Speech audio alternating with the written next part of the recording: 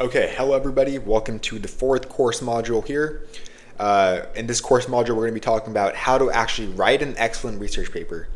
And this includes having strong structure, clarity, and judge-approved style, and also giving you guys some background as well of what is actually included in a research paper and what is the structure. So first of all, why does your paper matter? Well, in the science fair setting, well, some judges do read your paper before asking questions. So it depends on the competition. For ISEF or for your local county fair, they won't. But for other competitions, they might read your paper before you submit it, or before they, actually judge your project and what you've submitted.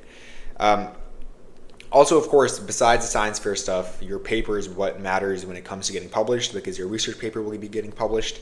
And of course, your paper matters because this is when you step out of the classroom and actually present yourself as a professional researcher, not a student. So the quality of this paper is going to be, a very academic style. It will not be like a student project, for instance, that you have in your school. And here are the 7 essentials of the paper. First is a title plus abstract, right? So this is just a summary. The title is like a very small 1-sentence summary of what your project is. The abstract is a maybe 1 or 2 paragraph summary of your entire project, right? And this is like a more in detailed thing than your title, but it's also a summary. Third is your methods. I skipped over the second one. Second is the introduction / background. So the introduction is going to be basically it's the same thing as background, but it's basically like giving background on the entire research topic, right? So you're basically talking about, what is some previous papers that have, or previous research that has been done in this field. So this is where you sort of talk about the literature reviews, and you talk about the gaps in the research. So now this is where you're like setting the stone of like, okay, these are the gaps in this research area, and this is what the paper is able to address. This is what my research project is able to address. And, this is like the backstory behind the whole research topic before people start diving into your paper. Third is the methods, pretty self-explanatory, what you actually did in your project. Fourth is the results. Results is, of course, what have you derived from your project. So, these are like findings that you have. These are, things like that you can present. Fifth is discussion / analysis. So this is like where you're sort of discussing your results, giving a more human perspective on whatever you have derived for your results. And sixth is conclusion and, future work. You can talk about it in the same section. But conclusion is basically like wrapping things up, self-explanatory. And seventh is references / citations. So now writing the title and the abstract.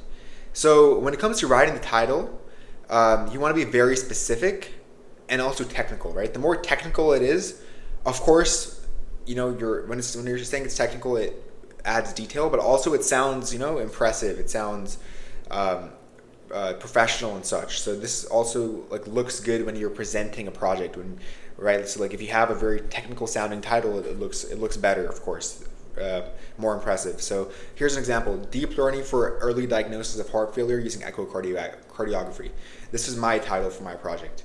So, I was able to put the medical aspect of, echocardiography, which is what I've used for the medical diagnosis of the heart, and also deep learning. Second, abstract.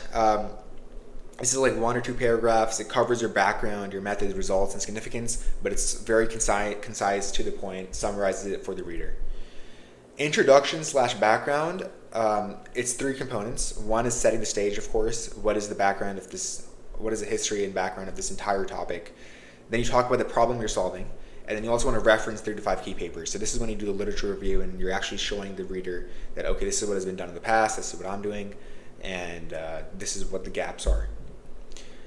When it comes to writing your methods, you want to basically explain like what did you do in more detail. And the reason you want to make it as detailed as possible is because you want this to be reproducible, right? So when the researcher reads your paper, they should be able to fully reproduce your research in a sense and have the same exact results, same exact conditions that you have done, right? So in the methods, you want to be as detailed as possible, right? What was your environment? What was the whole setup? If this was an in-person project, like a lab thing, right? What was all the details in the environment? If you were using, if this was a computational thing, you're having a machine learning model, for instance, right? What did you train your model on? what was the architecture, all of these things, right? So the more detailed you are, the more reproducible this is, and the more likely you are to be accepted to a top journal for your research paper.